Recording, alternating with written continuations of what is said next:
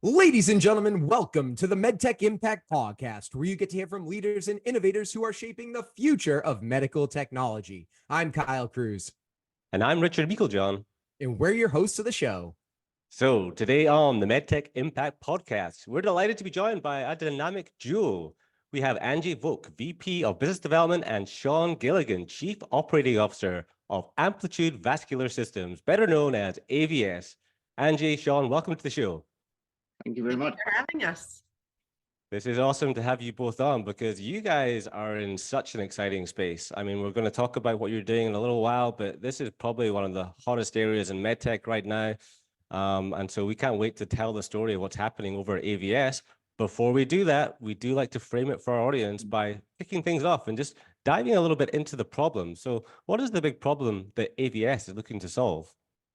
Our device called the Pulse IVL System is essentially designed to fracture arterial calcium, which can happen in any vasculature area in the body. Ultimately, what you're trying to do is improve blood flow or restore blood flow. And so, cardiovascular disease, the number one killer, this is just affecting millions of people, much needed treatment. What are you seeing in terms of the effects, I guess, where you're targeting? So, what's the patient population in terms of numbers and what are the sort of outcomes that we're seeing today? Sure, I can take that one. So I think that's part of what makes this market so exciting. There's around 1 million PCIs every year, and that's just for coronary disease. This is unfortunately something that the US population, the global population have been dealing with for some time, and it doesn't seem to be slowing down. Despite many efforts to improve proactive and preventative treatment, this is just a disease that unfortunately is very prevalent in our populations. And so there's been many different attempts over time to find ways to treat calcific diseases. Many approaches have been around for a long time, anything from surgically removing the calcium or just bypassing the diseased arteries through surgical techniques, to the use of devices like high pressure or scoring balloons, to a therapy called atherectomy, which essentially involves very high speed rotating drill bits, if you will. And some of these techniques are effective some of the time, but typically come with some type of trade-off of either additional time, expense, or risk of other adverse events. But the latest class of devices is intravascular lithotripsy, or IVL, which involves using very short duration but high intensity energy waves to fracture the calcium without damaging the healthy tissue. And you know what, before we really get into the solution, I want to talk a little bit more about calcium and the challenges that you and AVS and the world is really seeing with calcium today, and the how you're going about that removal process, all of it. Tell us what those challenges look like. So I think first I'll maybe start with prevalence. So I gave one statistic in terms of just the number of procedures that are done. It's estimated that that's your denominator. There's about 30% of those procedures involve patients with severe calcific disease. And the challenges that presents involve just enabling the ability to even treat those vessels. Just imagine a pipe, if you will. I'll use a very simple analogy, a pipe that's just has built up material over time that becomes very hardened, which means it's very difficult to transverse any type of treatment modality into and through that vessel. And some of the potential side effects are you can get dissections or perforations, which means essentially tearing those arteries open while you're trying to treat them. And so they become very challenging to even address, much less fracture the calcium without rupturing the healthy part of the vessel. And so that's kind of the very fine line that we have to try and walk when treating these types of patients. Super. So intravascular lithotripsy. Obviously, this is the hot new solution and method of removing calcium. So tell us a little bit now more about AVS and your pulse technology. And obviously, there's everyone knows about Shockwave Medical. I think they kind of led the way there, right? But now we're seeing a number of other companies, attempting to bring other types of innovative technologies in the space to market. So tell us a little bit about your technology and kind of what makes it unique. Sure. So our technology fits in the IVL space as we just talked about. Shockwave did a really good job of translating the modality of where energy waves were used to break up kidney stones and just translated it into the vascular space. Typically, our Shockwave and many other companies they create energy using electrical impulses, potential acoustic waves to break up the calcium. Our technology is based on doing the same thing, but we're using mechanical energy to rapidly pulse the balloon. The rapid pulsation, very short pressure spikes, and essentially does the same thing, fractures the calcium and allows the vessel to open up. And when you say mechanical, can you kind of elaborate a little bit more on that? Sure, yeah. So the basis or the genesis of our technology is we take a high pressure gas and rapidly pulse that, and then that energy transfers into the fluid pathway that's actually in the balloon catheter. Because liquid's not compressible, the balloon rapidly pulsates. It's pulsing so fast you won't see it with the naked eye unless you actually slow it down. So you get very high energy in that local area for a very short period of time. Incredible. And Angie, yeah, what would you like to add there? I just in terms of your question about and what's unique about that. So I think our unique value proposition is that because we don't require electrical impulses, we don't need the metallic emitter bands, which are very stiff elements right at that distal end of the balloon, which can limit performance aspects like crossing profiles, distal flexibility, the ability to even deliver these devices through these challenging calcific arteries like we just talked about. Which means you may be able to use this technology in patients that you couldn't before with other technologies. It also means sometimes using those electrical based systems that you might need to use additional, sometimes expensive other devices before you can even deliver the IVL catheter. We've heard that a lot. You may some of your listeners may have heard the term rota shock.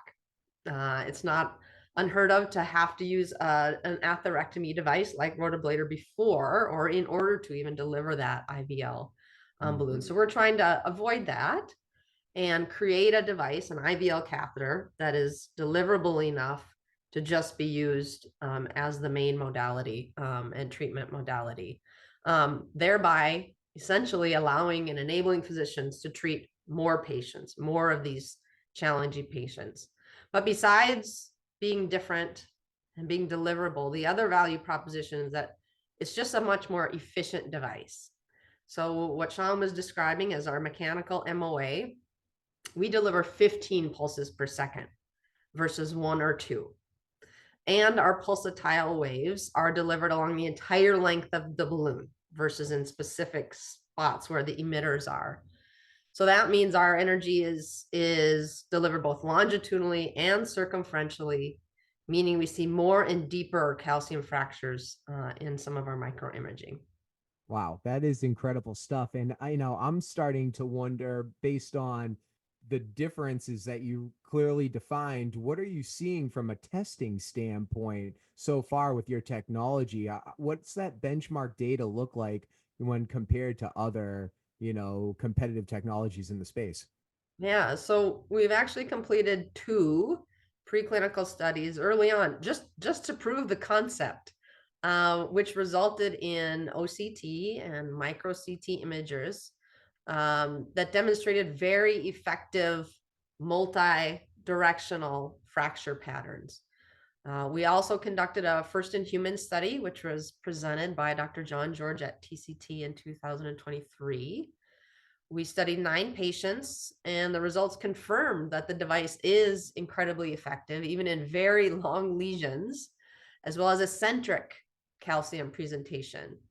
And we had an average post-procedure stenosis of 22%, which represented an average reduction of 56%.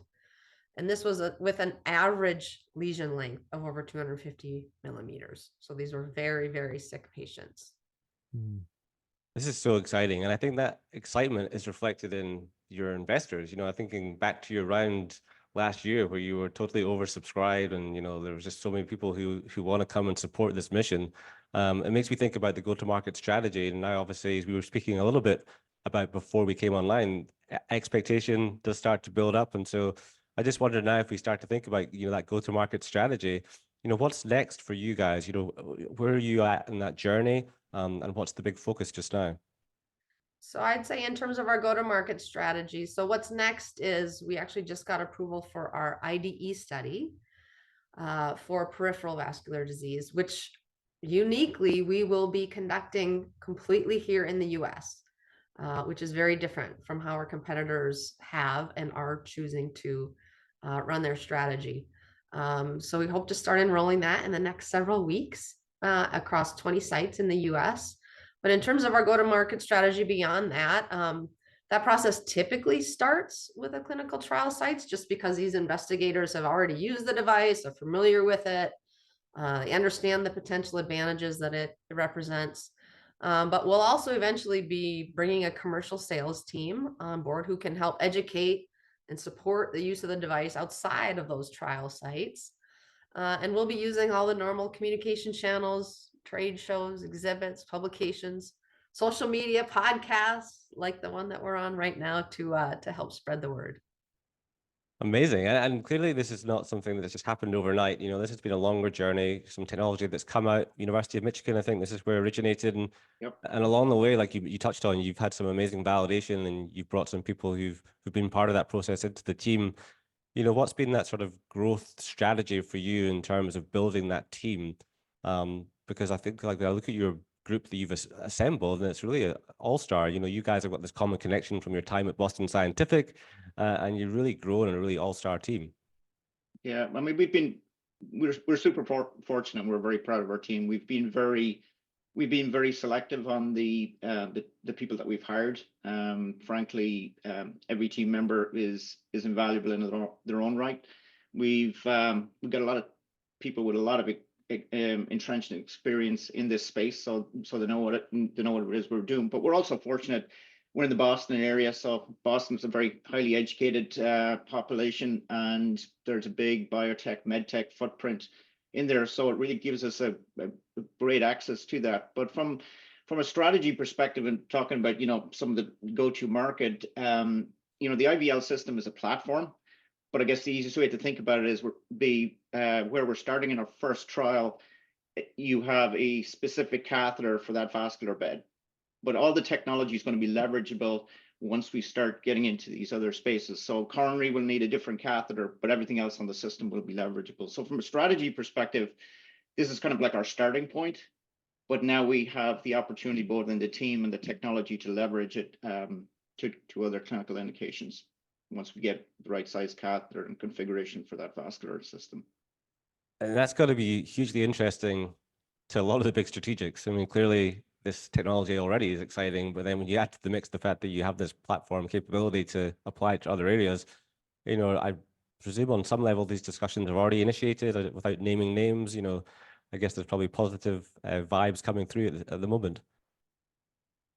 Yes, that's my job. And so I can share that, yes, we've been having several discussions with several different strategics, some that probably are fairly intuitive, and some that this would be quite transformational to their portfolio and to their strategy. And so that's been really interesting to watch. And it comes at a time where, obviously, on the heels of J&J's acquisition of Shockwave, which kudos to them and congratulations. And I would suggest that they earned it. I mean, I give Shockwave all the credit in the world for developing and validating an entirely new therapy that helps patients.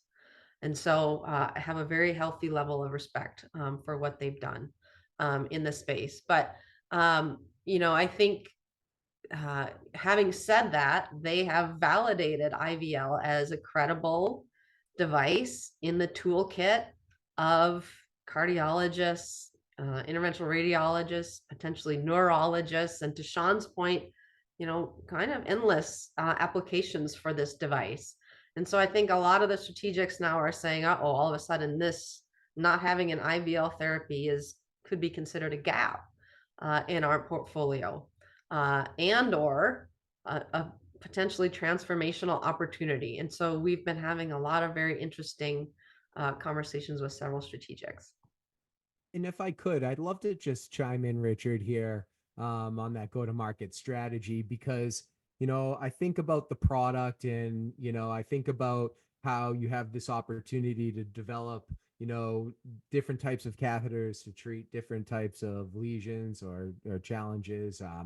Now, what about, I guess, Sean, from an operational standpoint, right? From like how your customers will engage with AVS. This isn't a question that I've really asked any of our guests on the show, but I'm wondering, is there kind of a business side to AVS that will also provide a competitive edge when working with AVS versus maybe other competitors today? I might be putting you a little bit on the spot here, but I'm wondering if there's any kind of differentiating factors where it's like, yeah, you can buy, this catheter here and this catheter here. I'm sure they're both different and unique in their ways, but maybe from a customer success standpoint, are there things that you're focusing on to give your customers the best experience possible? That's a good question. So I'll answer it a few different ways. So we're very fortunate. We work with a lot of physician advisors, people who operate in the in the healthcare space, in the hospital system, and that input has been huge in terms of shaping how we think about what does the product look like when it shows up in the cath lab. I mean, typically physicians want to get in and out in the safest, quickest way possible. They want the technology to be easy to use. They want it to be transportable between rooms. They don't want this big monster piece of capital equipment that could be tying up the lab. They want a technology, as Angie talked about, where you can cross the lesion the first time without having to use other devices, because that gets timely and it's expensive. And they want a product that, frankly, they want a product where they don't want to be routinely swapping out balloons. They want the catheter to last as long as possible further. So we've given consideration to all of those things to try and embed them into our technology. So I think there's a unique value proposition there. The other thing too, just more from an operational strategy perspective, sometimes companies struggle, especially smaller companies struggle, where they develop a technology and then when they go scale it up, they can't hit the go button because it's too complicated or too expensive to make. We have tried to set up our operations infrastructure in a way where we try and avoid, we want this product to be cost effective, easy to make. We're working with any vendor who can make us move faster, smarter. We will work with them rather than try to do everything ourselves. But also, frankly, try and use as many components off the shelf as we can. Uniqueness in your factory can sometimes be a good thing, but I've seen lots of businesses over time really struggle with scale up because there's too many unique components in the technology. So we've given consideration on the output side of what the customer wants, and we are also considering, on the input side from a business perspective, like how are we going to get it there, because the market's not small and we need to be able to leverage that. Yeah, and okay, so those are great points. Now I want to kind of talk a little bit about that regulatory pathway here and kind of what that looks like, because you guys were talking a lot about these clinical studies that you're performing today and that you're planning for in the future. So I'm just curious, what does that look like, and is this kind of a 510K pathway now, and when are you expecting to maybe submit that 510K, and when are you hoping to achieve an approval? So in our discussions with the FDA, and given that we recently received approval to conduct our pivotal trial as an IVL device, we're very confident that the use of the Pulse IVL device will allow for the use of the same codes, same reimbursement as the Shockwave device. which were fairly recently established for coronary procedures. So very good reimbursement all around, both coronary and peripheral. So we feel thankful again and grateful to Shockwave for paving the way from a reimbursement standpoint.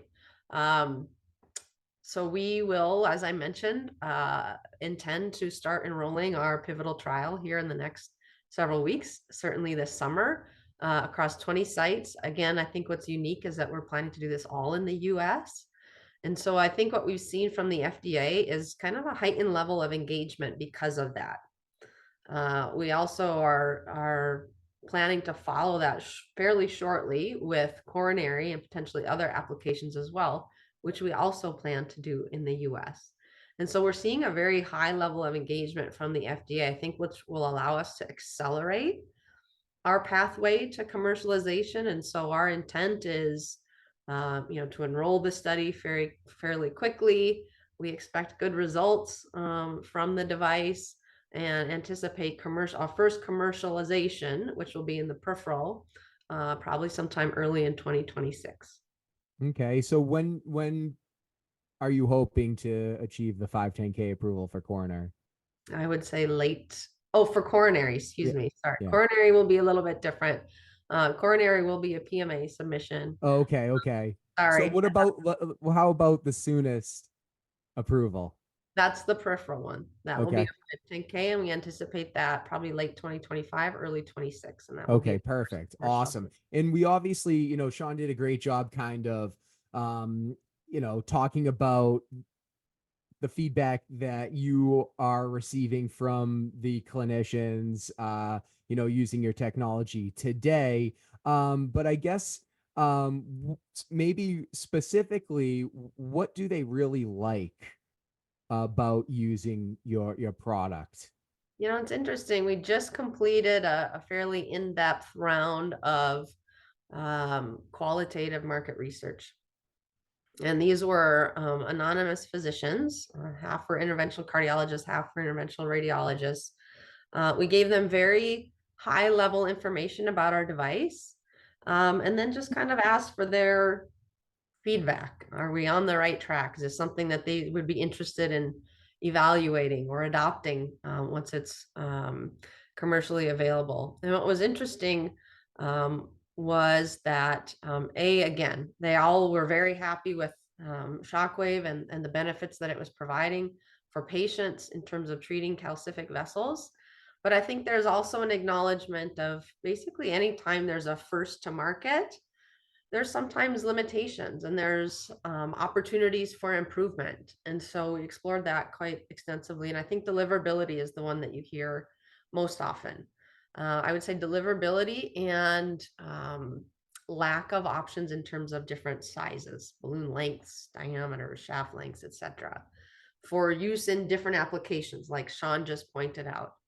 And so, the opportunity to have an effective IVL device that is more deliverable, which enables them to potentially treat more complex patients. And then to what Sean was talking about, which is also more efficient because of that higher pulse count, 15 hertz instead of 1 or 2, much higher maximum pulse counts. They don't have to essentially ration their pulses, again, giving them the ability to treat longer lesions with fewer devices. And then the other thing that I hadn't pointed out yet, the other unique value proposition is that we are the only one that has a non-compliant balloon as part of the delivery system. And what that means is, I think it's very well accepted that non-compliant balloons create less trauma in the vessel, but are much more efficient at actually expanding the vessel. And so with us, you get that simultaneously. You're cracking the calcium with our mechanical MOA, and you're expanding the vessel at the same time with our non-compliant balloon, which the end result is maximizing luminal gain, which is what everybody's looking for. So to wrap this answer up, I think putting all of those things together makes physicians very interested in using our device. That is super insightful and such useful feedback to get, clearly, that allows you to differentiate and really add value to the people using the product, but of course, the patients who are going to be the ultimate beneficiaries for something like this. I mean, we've spoken so much about, the funding you've had, the amazing sort of pathway that you're on in terms of the development of what's happened with Shockwave. Clearly, it's not simple. You're developing a highly complex product. It makes me think about something, you mentioned, Sean, about, some of the intricacies of developing this and, selecting the right parts. Maybe you could talk a little bit now of some of the challenges you've had through this product development timeline.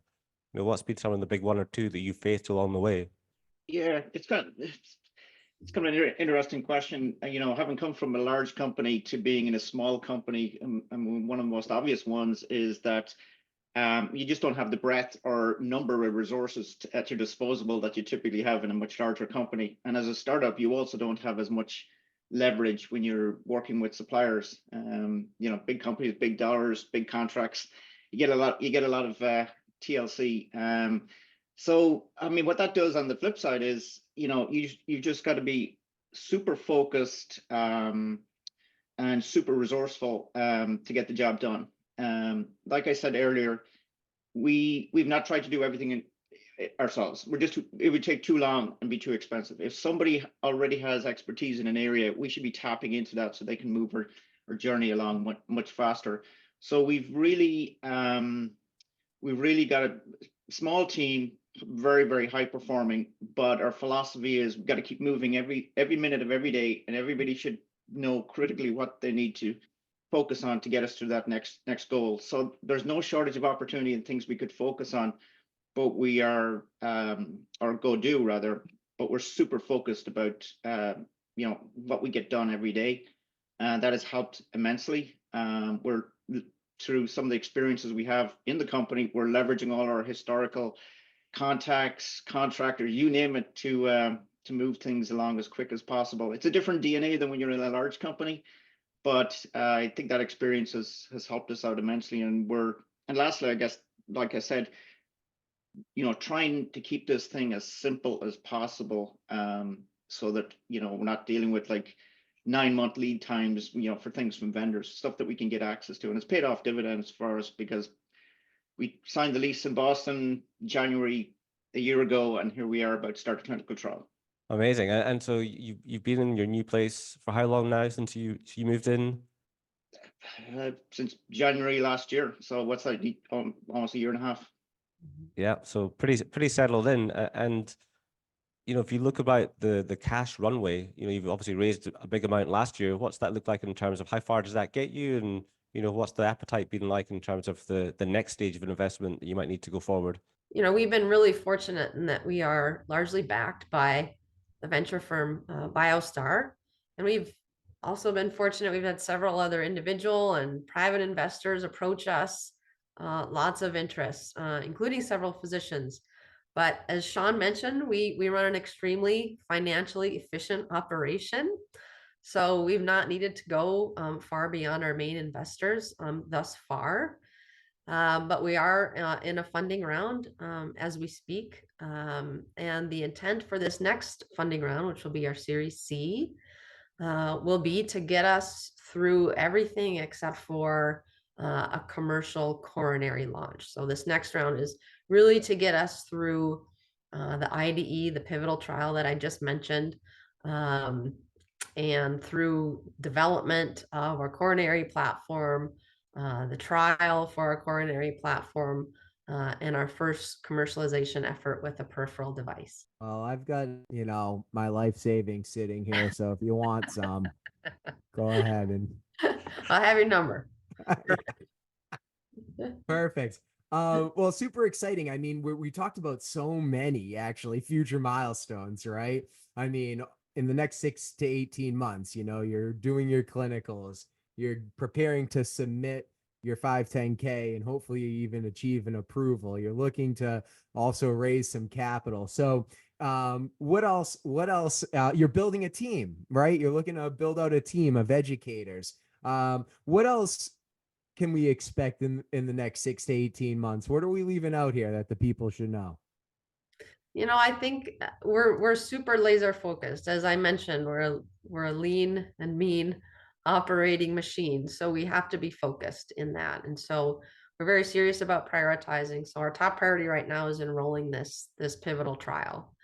But in the meantime, as we start ramping that enrollment, we're also going to start shifting some of Sean's team and our R&D team to really focusing on that development of the coronary platform, which, as he also mentioned, only requires the catheter. The rest of the console, handle, amplifier is done essentially.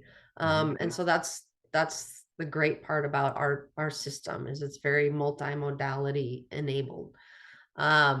So IDE, top priority, coronary catheter, second priority.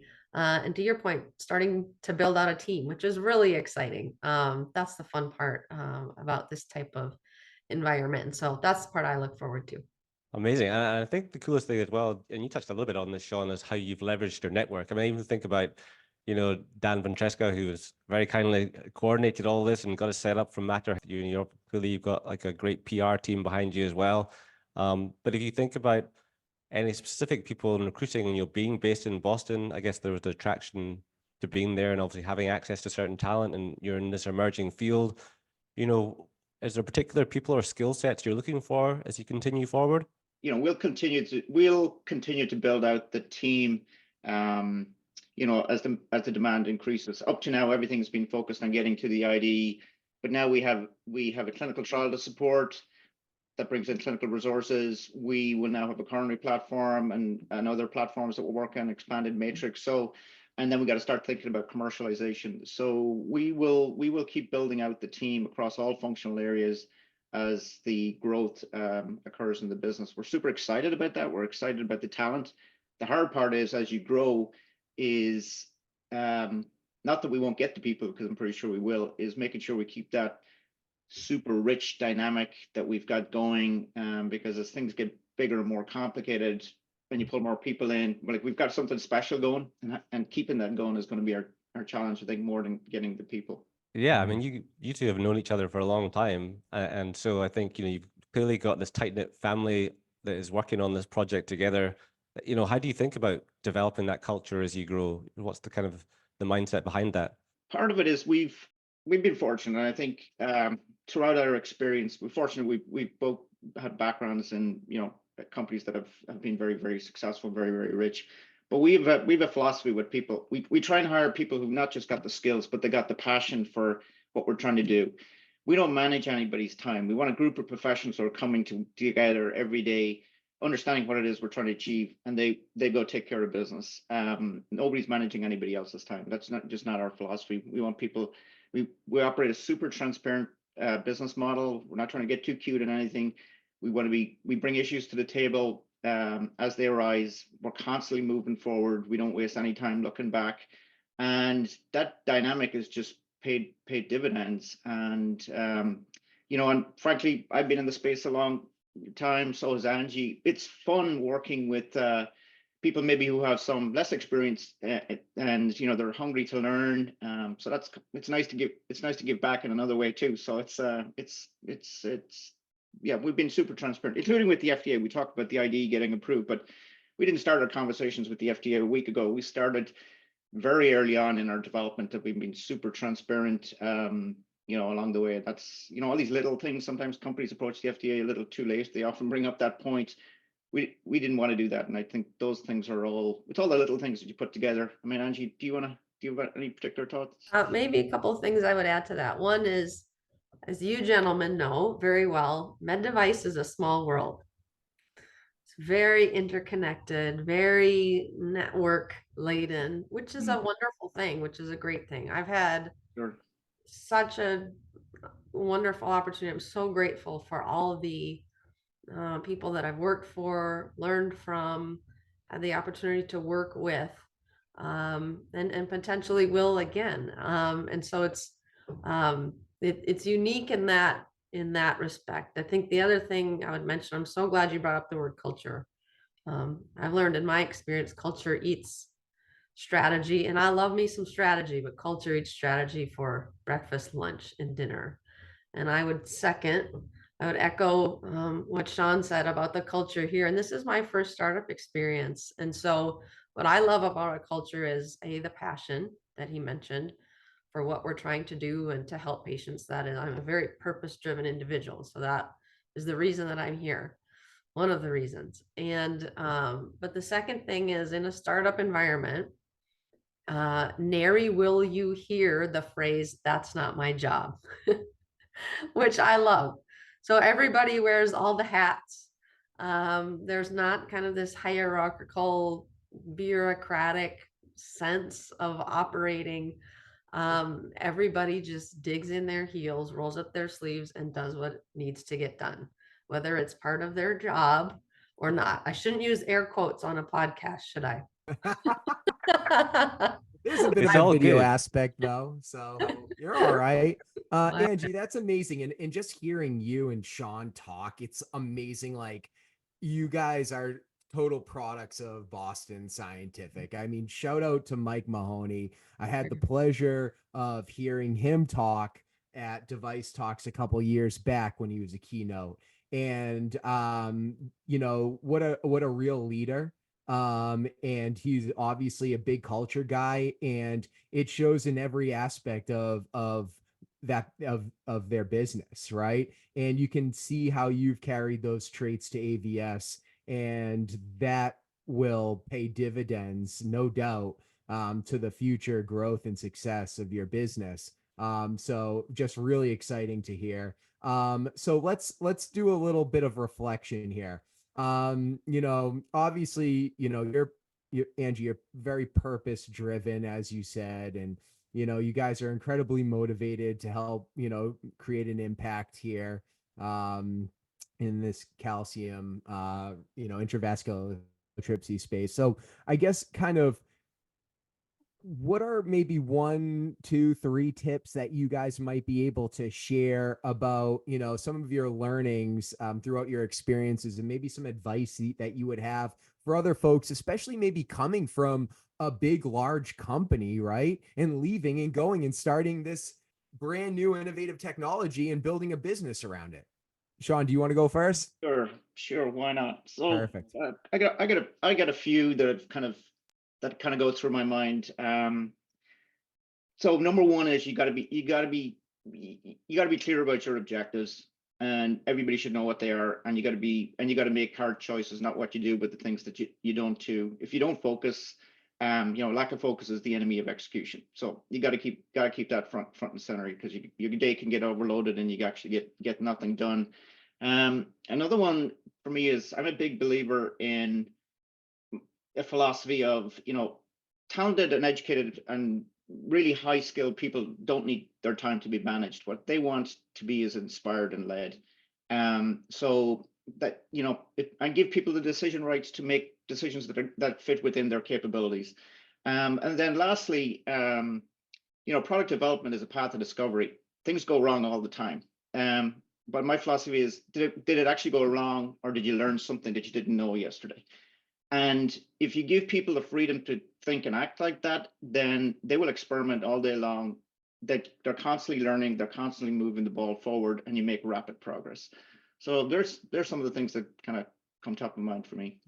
Yeah, and maybe Sean stole a few of mine, which Thanks for letting me go first then. validates them. I shouldn't say you Well, stole that's them. why you guys are on a Validated. team and you're on the same page, you know? Yeah. Come on. That's not a bad thing. No, my first one was check your ego at the door.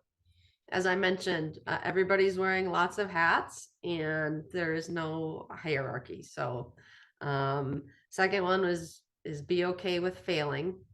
Failing is a little bit more risky in a startup venture like this, but to Sean's point, as long as you're learning and learning quickly, I think in this case, failing can be okay. And my last one, and this is, I've had the wonderful opportunity to mentor a lot of people over my long career.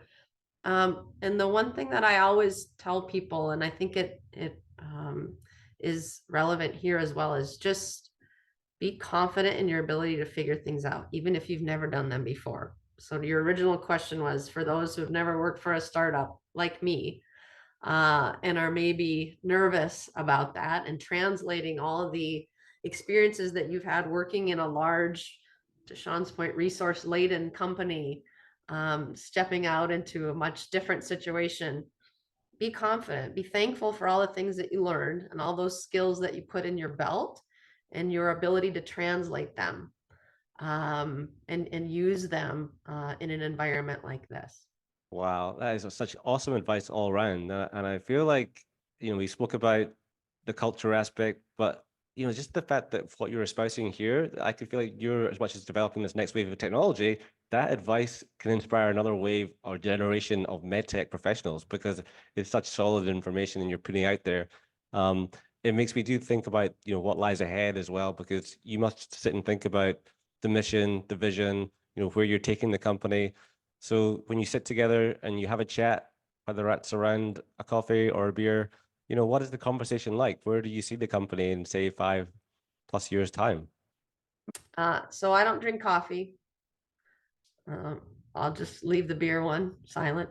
Um, but what I would say is, and I'll just to what you mentioned about the next generation of medtech leaders, to Sean's point, that's been another really fun thing about AVS is, we are in such a rich, talent-laden community in Boston. And we've had the opportunity to bring a lot of interns from a lot of the local campuses on board, and then hire them permanently. And that's been so amazing. I'm actually an engineer by training. I spent my first 5 years of my career in R&D. So it's been really fun to watch these new engineers start their careers in a startup, and what an amazing opportunity. So I'm trying to foster that as much as I can. Not that they want to hear from the old lady, but that's really rewarding for me. So part of my purpose drivenness is not only in the technology that I get to be associated with, but the opportunity to mentor and lead people, next generation of medtech folks, especially engineers, I would say is a really unique opportunity as well. So I feel very, very grateful for that. In terms of where I see the company, we're very head down. And so we kind of have the next 5 years laid out in terms of all the different applications. To Sean's point, the different regulatory pathways, the different clinical trials and product development that we're going to need to ensue in order to achieve those goals. But obviously would anticipate some type of interaction with strategics, potentially an exit. The future remains to be seen. But for now, our intent and our direction and our strategy is to enable this technology to get in the hands of our physicians so that they can help patients with calcific disease. Nice. And anything from your side, Sean? What kind of gets you out of bed every morning when you think about that big mission? Yeah, not too much that I think Angie did a phenomenal job there. I mean, there's lots of opportunity in front of us, so we're fortunate in that regard. So, I mean, 5 years from now, what I'd love to see is this technology, helping patients, not because it's not another Shockwave, but because it can do the same thing, but gives physicians another modality to treat patients. They don't need 5 things that look exactly the same. They want 2 things or 3 things that are different, so that their toolkit is full. I'd love to see this in multiple clinical indications across the globe, because people are people. The same disease state exists across many geographies. I've spent most of my career working with Boston on products in the interventional cardiology space, working with a lot of really talented people, but a lot of those technologies now are standard of care. It'd be nice, 5 years from now to see this be standard of care. Well, I think you won't say it, but in 5 years from now, you might have a different name than Amplitude Vascular Systems, all right? Because with your team and your technology and everything we discussed today, there's a clear path, there's a clear future. It looks bright. It's incredible. So I'm sure there's many folks that would love to get in touch with you and would love to join you, be a part of your team and your journey if they were lucky enough. What is the best way, I guess, to get in touch with AVS? So you can either contact us through our website, which is avspulse.com, or we're also on LinkedIn. Perfect. LinkedIn is the place, right? Yes, it is. Awesome. Well, this has been an absolute pleasure. So we can't thank you enough, to Sean, to Angie, to the AVS team for leading on this mission and bringing such transformative technology to market. We're excited to watch what's next, and I'm sure the listeners are too. Yeah. Thank you both for the opportunity to share our story. We appreciate it. Yep, definitely do. Appreciate it. Thanks, Kyle. Thanks, Richard. Well, ladies and gentlemen, another huge thank you to Angie Volk, VP of Business Development, and Sean Gilligan, Chief Operating Officer at Amplitude Vascular Systems, aka AVS. And thank you for tuning in to another episode of the Medtech Impact Podcast. I'm Kyle Cruz. And I'm Richard Meiklejohn. Until next time, keep innovating.